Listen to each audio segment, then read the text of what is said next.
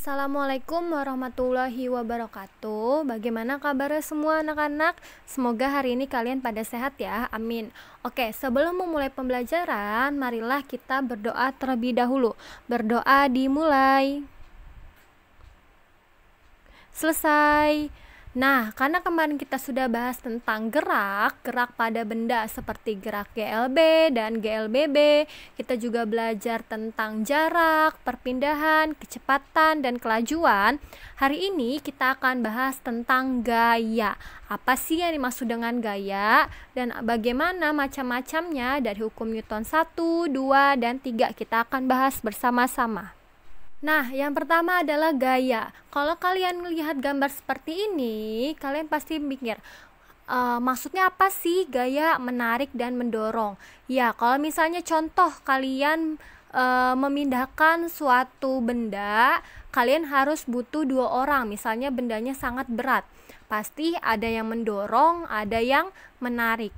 Kalau kalian sendiri juga, misalnya kalian ingin mendorong sebuah meja, nah pasti didorong mundur ya kan, sedangkan kalau menarik berarti dia ditarik. Nah, apa sih yang maksud dengan gaya? Jadi gaya adalah tarikan atau dorongan atau tendangan atau kayuhan ataupun hal-hal yang lainnya yang menyebabkan benda bergerak atau berhenti dari gerakan tersebut. Nah, itu adalah gaya. Jadi gaya adalah tarikan dorongan yang menyebabkan benda itu dapat bergerak atau berhenti. Ya, itu adalah gaya. Nah, gaya itu biasanya disimbolkan dengan huruf F atau namanya adalah force. Selanjutnya adalah jenis-jenis gaya. Nah, jenis gaya itu ada 2. Ada namanya gaya sentuh dan ada gaya tak sentuh. Nah, kalau gaya sentuh itu biasanya gaya yang bekerja mengenai permukaan benda. Contohnya adalah gaya otot, gaya gesek, dan gaya pegas. Sedangkan kalau gaya tak sentuh itu adalah gaya yang bekerja tidak bersentuhan dengan benda. Contohnya adalah gaya magnet, gaya gravitasi, gaya listrik. Nah, itu adalah macam-macam dari gaya tak sentuh.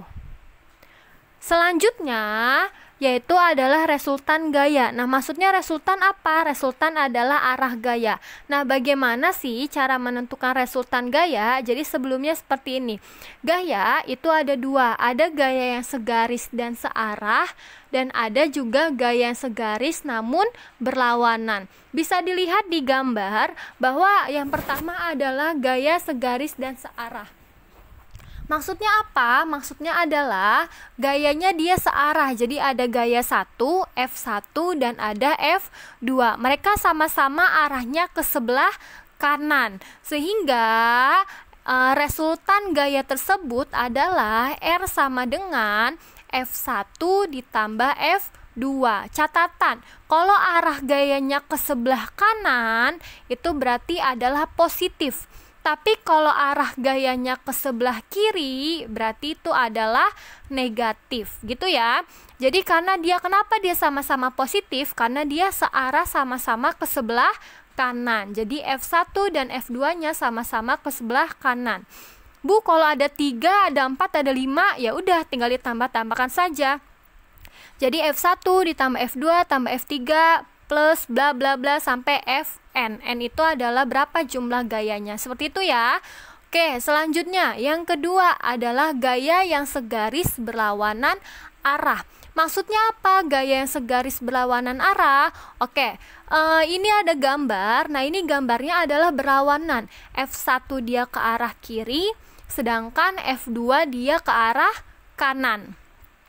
Nah, otomatis arahnya berlawanan kan? Ingat, tadi kalau sebelah kanan adalah positif, sedangkan kalau sebelah kiri adalah negatif.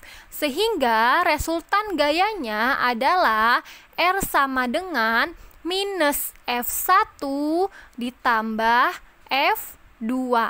Gitu ya. Kenapa F2-nya positif? Karena ke sebelah kanan. Jadi R-nya adalah minus F1 ditambah F2. Bu, boleh nggak F2 dulu? Boleh. Berarti kalau F2 dulu adalah R sama dengan F2 dikurangi F1. Gitu ya. Nah, itu adalah resultan gaya. Jadi resultan gaya ada yang searah, sama-sama searah, entah dia dua-duanya ke kanan atau ke kiri, atau dia yang berlawanan arah. Jadi dia berbeda arah. Nah, ini juga berlaku kalau F-nya itu lebih dari 2. Itu tinggal dilihat saja di arahnya kemana. Oke, selanjutnya adalah, nah ini adalah contoh soal. Jadi ada contoh soal, ini ada bendanya, ada 3 arah gaya, lalu tentukan resultannya. Jadi resultannya adalah R sama dengan, nah saya mulai F1-nya dari angka 10 ya, sebelah kiri. Jadi minus F1. Nah, kita lihat lagi, nah ke sini angka 5. Angka 5 ini adalah dia ke arah kiri, berarti dikurang F2 ditambah, kenapa ditambah? Karena 30-nya ini ke arah kanan, ditambah F3, tinggal dimasukkan saja, minus 10N dikurangi 5N ditambah 30N. Tahu kan kenapa minus? Karena dia ke sebelah kiri, kalau positif ke sebelah kanan. Tinggal dihitung. Jadi min 10 dikurangi 5 berarti minus 15 ditambah 30 sama dengan 15 karena positif ya kan. Nah, karena dia nilainya positif berarti dia ke arah kanan. Seperti itu, oke?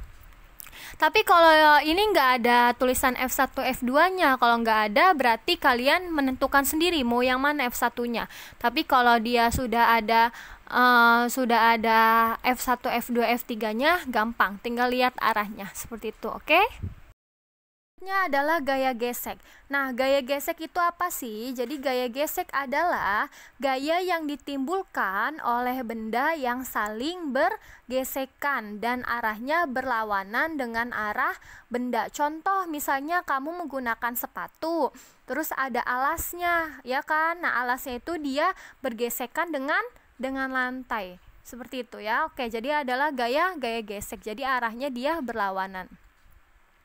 Nah, gaya gesek itu ada 2, ada gaya gesek statis dan ada gaya gesek kinetis. Apa bedanya? Kalau gaya gesek statis itu adalah pada saat benda belum bergerak. Jadi pada saat benda belum bergerak namanya adalah gaya gesek statis. Sedangkan kalau pada saat benda sudah bergerak, berarti itu adalah gaya gesek kinetis. Oke. Nah, ada gaya gesek yang menguntungkan dan ada gaya gesek yang merugikan. Kalau gaya gesek yang menguntungkan, contohnya adalah alas kaki sepatu dan sendal yang dibuat dari bahan karet dan sejenisnya. Nah, itu supaya dia kalau pada saat kalian menggunakan alas kaki itu tidak terpleset oleh lantai. Sedangkan itu adalah bisa ban mobil, ban sepeda, dan ban motor dibuat dari karet sehingga bentuknya itu dia untuk memperbesar gaya gesek antara ban dengan jalan raya yang juga didesain kasar supaya tidak licin. Selanjutnya, nah ada gaya gesek yang merugikan. Contohnya misalnya adalah gir roda dan rantai pada sepeda motor yang sering bergesekan dapat aus atau rusak. Sehingga untuk mengurangi gesekan ini dapat dilakukan dengan memberikan oli sebagai pelumas. Bisa juga dengan kereta api cepat berjalan di atas rel magnetik, lalu rel model ini dibuat dengan tujuan untuk menghilangkan gaya gesek antara kereta dengan rel. Oke, selanjutnya adalah massa dan berat benda. Nah, massa dan berat benda jadi massa dan berat benda adalah besaran yang merupakan nilai perbandingan antara berat dan massa, disebut dengan percepatan gravitasi. Jadi massa dan berat benda ini dia berhubungan dengan gaya gravitasi. Nah, gaya gravitasi di bumi itu berapa sih? Gaya gravitasi di bumi itu adalah 9,8 kg. Itu adalah gaya gravitasi 9,8 meter per second kuadrat. Itu adalah gravitasi di bumi ya, salah satuan tadi saya. Oke, sehingga rumusnya itu adalah G sama dengan W dibagi M, atau W sama dengan M dikali G, atau berat benda sama dengan massa dikali gravitasi, di mana G-nya adalah gravitasi, M-nya adalah massa benda, satuannya kilogram, dan W-nya adalah berat benda, satuannya Newton. Nah, bagaimana sih contoh soalnya? Jadi contoh soalnya seperti ini. Jika percepatan gravitasi bumi adalah 9,8 meter per second kuadrat, maka berat benda 5 kg adalah, nah berarti kita lihat diketahuinya bahwa gravitasinya adalah 9,8. Nah, maka beratnya berarti itu ditanyanya adalah W. Jika 5 kg benda, berarti 5 kg itu adalah massa. Jadi tanyanya W sama dengan M dikali G. Jadi 5 dikali 9,8 sama dengan 49 Newton.